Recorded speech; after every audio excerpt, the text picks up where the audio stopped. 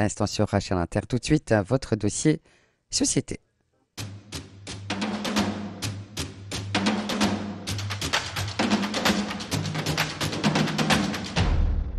La crise de la quarantaine, un travail alimentaire, l'impression d'avoir fait le tour de notre poste, un burn-out, l'ennui latent, les raisons qui nous poussent pour pouvoir se reconvertir professionnellement peuvent être nombreuses. 85% de la population se dit prête à changer de métier. La réponse avec notre invité Amal Radouane, marketing coach, auteur et entrepreneur depuis 2015. Elle accompagne les femmes à réussir leur reconversion professionnelle et faire de leur expertise un business rentable. Bonjour Amal. Bonjour Islaine. Comment allez-vous?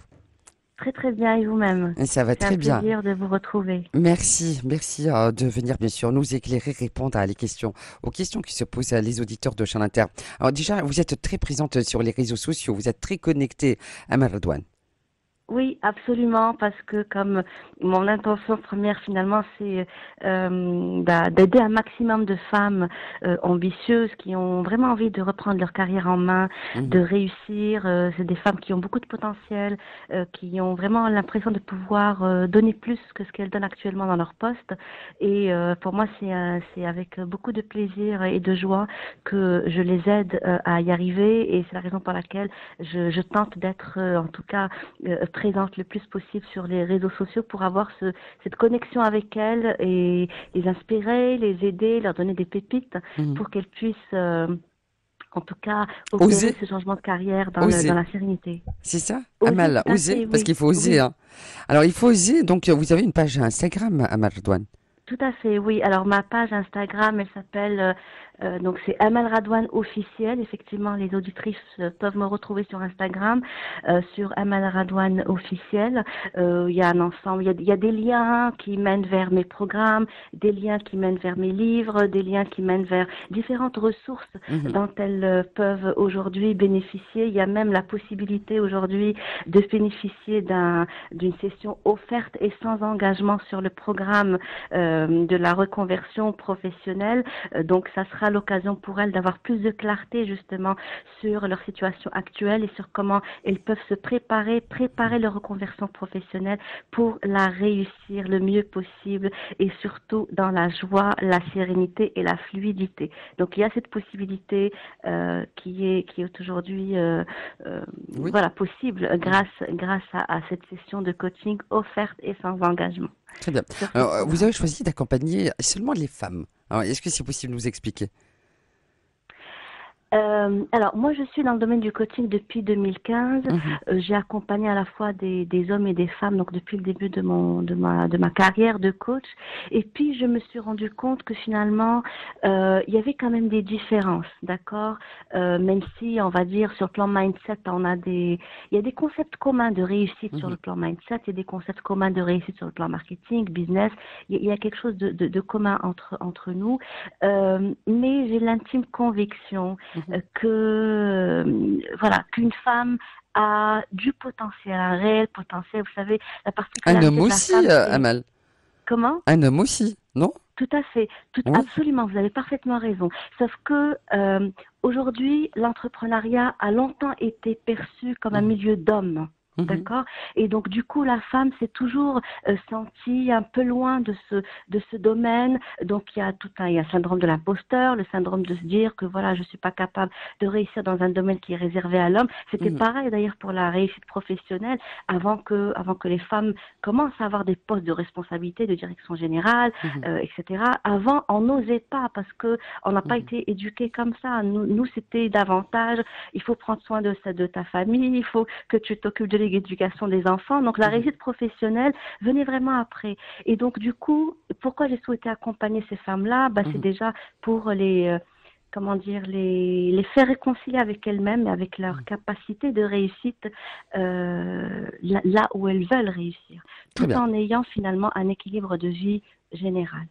Alors, si vous avez des questions à poser, vous pouvez bien sûr me contacter sur ma page Instagram, Rizlan Shregan.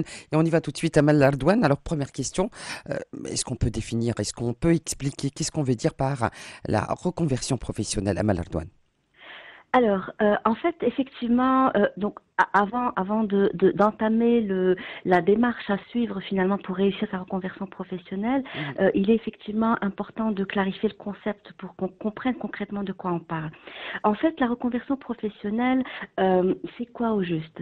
C'est lorsque on veut changer de métier au sein de sa propre entreprise, donc chez son employeur actuel, ou bien quand on veut changer de statut professionnel en passant du salariat à l'entrepreneuriat. mhm. Donc ce matin, Rislaine, on va se consacrer à ce deuxième cas.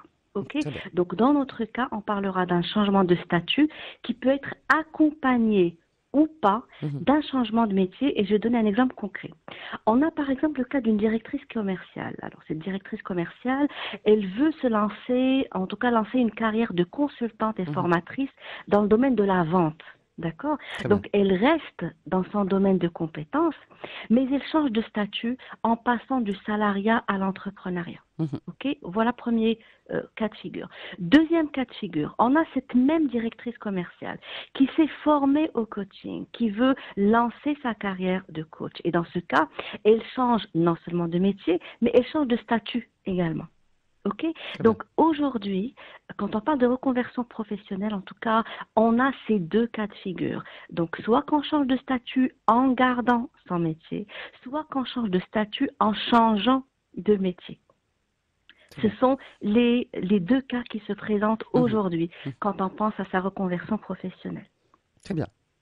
Alors, Amar Douane, c'est vrai que c'est l'occasion de parler de cette reconversion professionnelle parce que on en parle souvent ces derniers temps. Alors, qu'est-ce qui a changé dans la mentalité en parlant bien sûr de notre pays, le Maroc, parce qu'avant, on cherchait plutôt la sécurité, la stabilité, etc.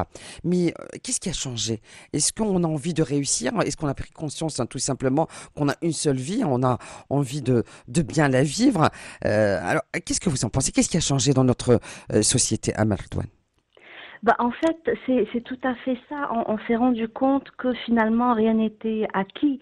Et je pense que la pandémie qu'on vient de passer l'a clairement démontré. C'était l'occasion pour un grand nombre de personnes, si ce n'est la majorité, des personnes de réfléchir sur finalement le sens qu'ils donnaient à leur vie, leur sens qu'ils donnaient à leur carrière.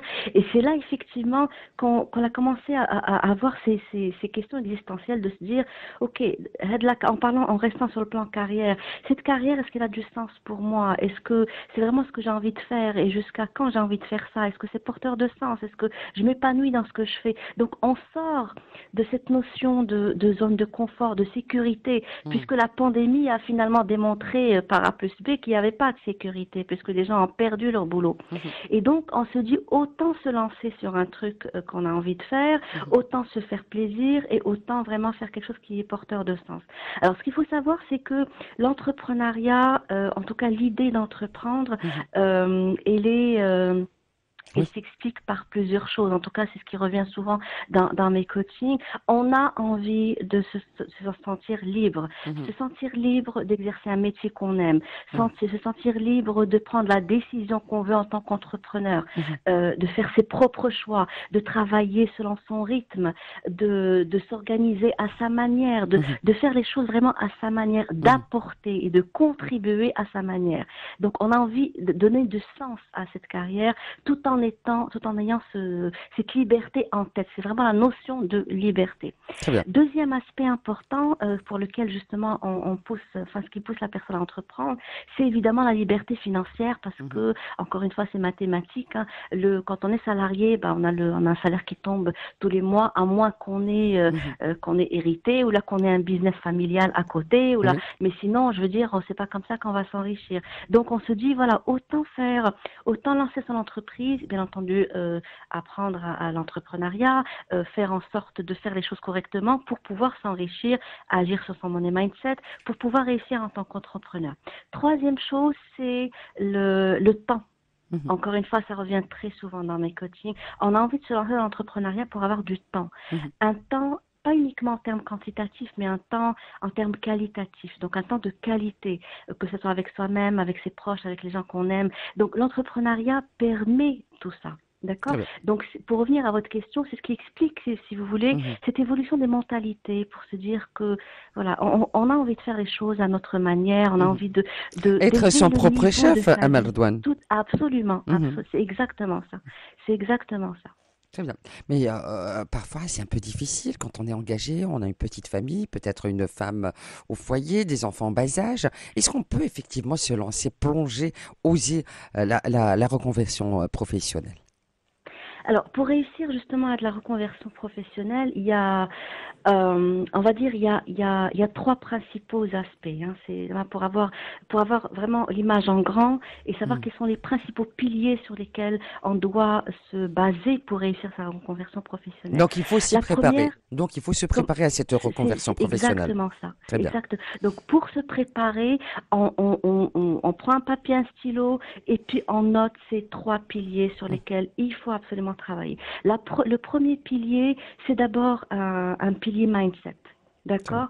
C'est-à-dire que, ok, je me lance sur un truc que je connais pas, que je maîtrise pas, mais qui me fait, mais je sens que c'est vraiment ce que j'ai envie de faire. Donc, je vais, je dis souvent, je me donne les moyens de mes ambitions. D'accord? Je me prépare mentalement à ça. Donc, au lieu de m'imaginer le pire, eh ben, je vais m'imaginer réussir ce projet-là. Donc, il y a d'abord un travail de mindset, de préparation, de changement de son dialogue intérieur pour se préparer à la meilleure version de ce projet, pour se préparer Mhm. à la réussite non seulement de sa transition professionnelle, mais aussi à la réussite de son projet d'entreprise une fois que la personne aura quitté Mhm. pour voler de ses propres ailes. Donc vraiment, il y a un volet mindset très important. Maintenant, on va rentrer dans le concret, parce qu'encore une fois, il y a des choses qui sont là, Mhm. notamment, comme vous l'avez bien dit, on a des crédits, des enfants en bas âge, il y a des Mhm. responsabilités familiales. Donc, qu'est-ce que je fais, moi, pour gérer cette transition professionnelle? Mhm. J'ai envie de me faire plaisir, lancer ma boîte, mais en même temps, il y a des choses qui me rattrapent. Donc, qu'est-ce que je fais? Alors, le volet transition professionnelle, j'aimerais vraiment qu'on mette l'accent sur ça dans un premier temps. Je parlerai des autres choses, mais en tout cas, Mhm. c'est souvent un élément bloquant, d'accord? Mhm. euh, il y a différentes manières de réussir sa transition professionnelle, d'accord? Alors, toutes ces manières-là, elles sont aujourd'hui possibles. J'en suis l'exemple, Mhm. donc mes clientes en sont l'exemple. Alors, quels sont ces différents cas de figure? Il y a d'abord la possibilité de négocier son départ. D'accord? Donc, on part pas comme ça, on part avec un chèque.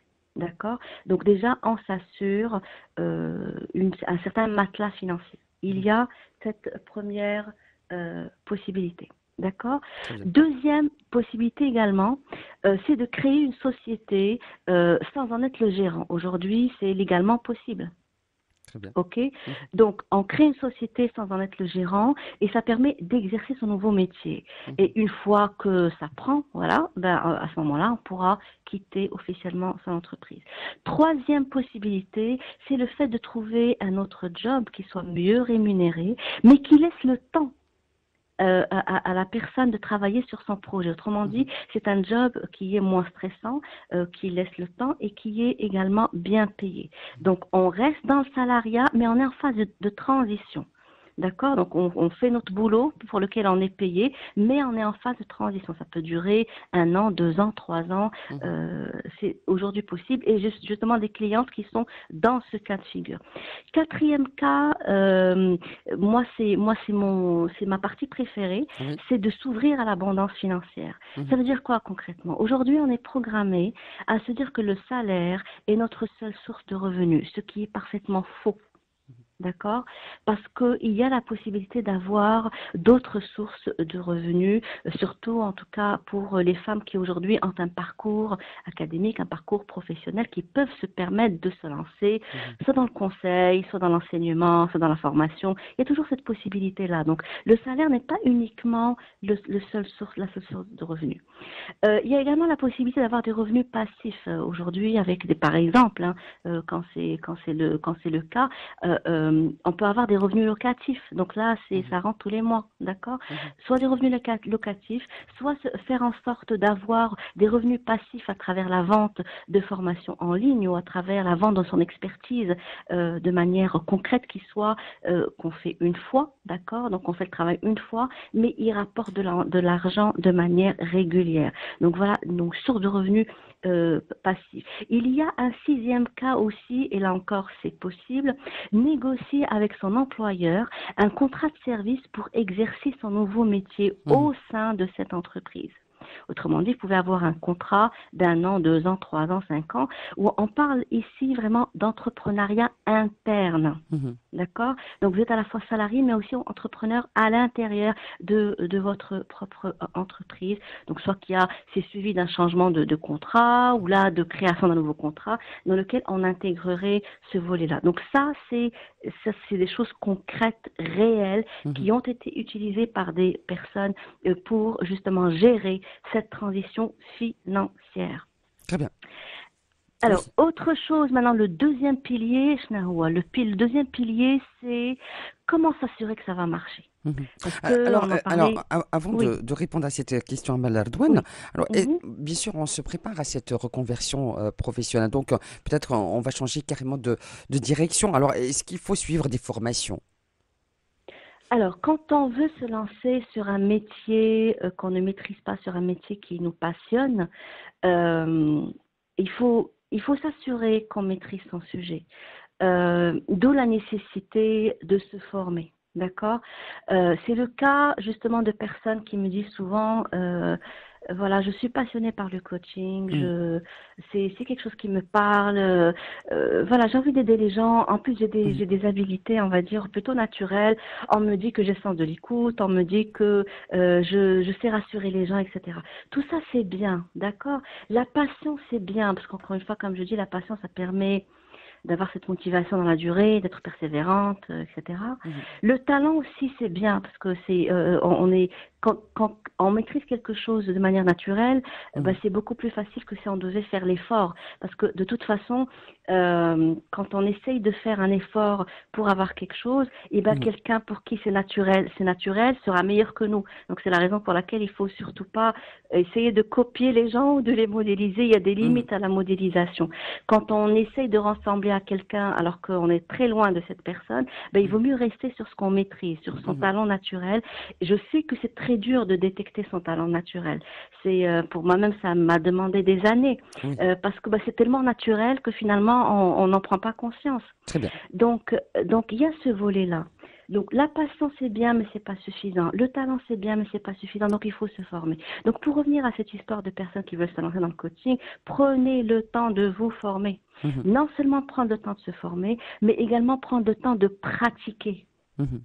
Donc, on prend le temps de pratiquer ce nouveau métier. Donc là, j'ai pris le cas du coaching, comme ça peut être un autre cas. Mhm. Donc, prenez le temps de pratiquer parce que c'est en pratiquant que vous allez maîtriser votre nouveau métier. Et Mhm. comme je dis souvent, la maîtrise de son sujet se sent au niveau de la clientèle. Quand vous vous adressez à votre clientèle, elle sent si vous maîtrisez ou vous maîtrisez pas. Quand vous proposez votre offre, on sent si c'est crédible ou si c'est pas crédible. Donc, Mhm. au lieu finalement de passer pour une personne ridicule, eh ben, prenez le temps de vous former, de maîtriser ce que vous faites, Mhm. et ça sera évidemment, ça va également renforcer votre confiance en vous et dans votre capacité de réussite. Donc, l'aspect formation est important dans ce nouveau métier. L'aspect formation également dans l'entrepreneuriat.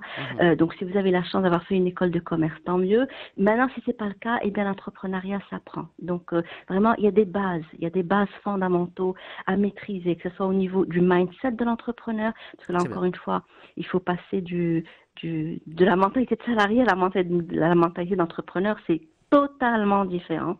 Et il faut une certaine maîtrise de Mhm. la gestion sur l'entreprise en termes de leadership, de communication, de gestion d'équipe, de performance, Mhm. etc., etc. Il y a vraiment les fondamentaux à avoir. Les indispensables pour pouvoir Oui. réussir effectivement cette reconversion professionnelle. Amel Radouane, faut-il envisager l'échec?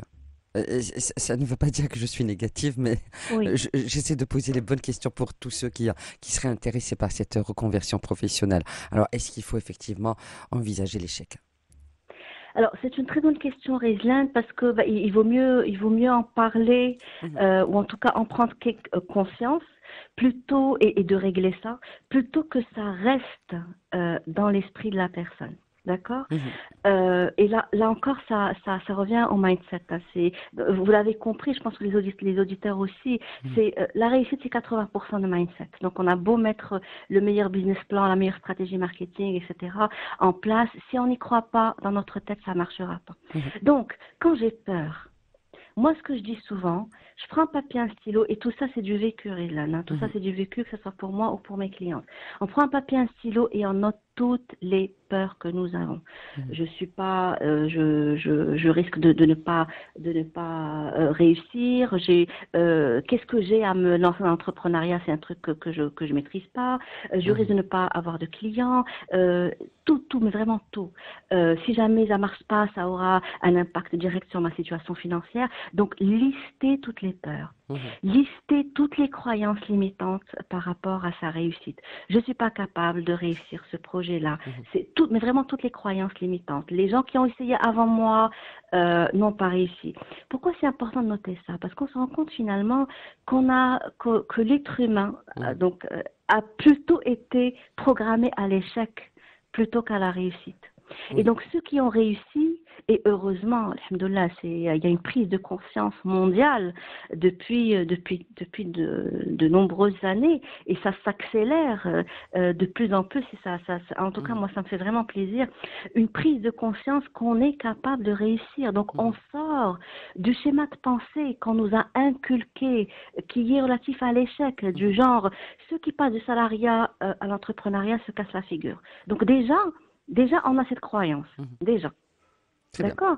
Donc là, c'est vraiment prendre le temps de lister ses peurs, de lister ses Mhm, croyances limitantes et devant chaque peur, devant chaque croyance limitante, la changer en affirmation positive. mhm. Puisque là, on parle de changement au niveau du dialogue intérieur. Donc, je suis capable de réussir ma reconversion professionnelle, ou encore pour être encore mieux dans l'action, je suis en train de réussir ma reconversion professionnelle. Très Donc bien. là, on crée cette dynamique positive dans Mhm. ce sens-là. Donc il y a une programmation par rapport à ça pour enlever le risque dont vous parlez. Très bien. Alors, qu'est-ce qu'on doit retenir ce matin? Tous ceux qui seraient intéressés, c'est vrai que ça fait peur, hein. On se jette, on se lance, on ose, on plonge, on risque de se noyer. Alors, qu'est-ce qu'on doit absolument retenir? Deux ou trois messages qu'il y a ce matin, Amar Douane. Deux, trois messages. Le premier message, c'est vraiment de se préparer à avoir le bon départ, clairement. C'est-à-dire, je m'apprête à opérer une reconversion professionnelle, et bien je me prépare mentalement pour la réussir. Deuxième chose, je travaille sur une idée de business qui soit compatible avec ce que recherche le marché, mais également avec mes compétences, mon expertise, Mhm, ce que je maîtrise et aussi ce qui me passionne. D'accord? Cette idée de business, elle doit être testée mhm, pour pouvoir s'assurer de sa viabilité dans la durée. Et c'est également une idée de business qui doit, mhm, j'allais dire, rejoindre aussi la raison pour laquelle on a envie d'entreprendre. Autrement dit, il faut que ça s'intègre mhm, dans l'objectif global qui a poussé la personne à entreprendre et qui est finalement un objectif d'accomplissement et d'épanouissement. Il mhm. faut que ça rentre dans ce cadre-là pour que ça soit porteur de valeur pour l'entrepreneur. Et puis, troisième étape importante, c'est de préparer sa transition professionnelle. J'ai parlé du cas de la transition financière parce que voilà, c'est la difficulté qui revient souvent, mais il y Mhm. a également une transition à faire avec son employeur, une transition à faire au niveau familial, hein, parce que il faut Mhm. vraiment avoir Bah oui, il faut en parler, le ça c'est sûr. soutien de l'entourage, Bah oui. voilà, et c'est Non, il pas, faut en parler quand on est en il couple, faut on a une petite famille, je absolument. pense que c'est tout à fait Va- normal. Exactement. Voilà. Donc, gérer de la transition au niveau de la famille, de son conjoint, voilà, et pour pouvoir avoir leur soutien. Maintenant, si on n'a pas leur soutien forcément au départ, et c'est compréhensible parce qu'ils ont Mhm, peur pour nous, eh ben, faire en sorte de les rassurer. Et en même temps, pour rester positif, parce que c'est très important de rester positif, eh ben, se mhm, connecter à une communauté de personnes qui sont dans le même état d'esprit que vous. Et c'est ce que j'encourage, en tout mhm, cas, les gens à faire. Donc, allez-y, Bon, moi, j'ai un groupe Facebook qui s'appelle Vous méritez de réussir. Mhm, Donc, si les auditeurs sont intéressés, ils peuvent rejoindre ce groupe. mhm. C'est une très belle communauté de personnes qui sont dans cet état d'esprit, donc un état d'esprit positif. Et donc, on communique assez régulièrement. Il y a aussi, voilà, c'est le fait Très bien. d'appartenir vraiment à une communauté. Et puis, quatrième point important, c'est d'apprendre les fondamentaux du business et donc avoir la bonne stratégie marketing, la bonne stratégie de vente, la bonne méthode d'organisation pour donner vie finalement Merci. à son projet. Merci Amala. Merci pour tous ces conseils ce matin sur les ondes de Chant Inter. Amal Rdouane, je rappelle que vous êtes marketing coach, auteur et entrepreneur depuis 2015 et vous accompagnez les femmes à réussir leur reconversion professionnelle et faire de leur expertise un business. À l'instant sur Chant Inter, tout de suite, votre dossier société.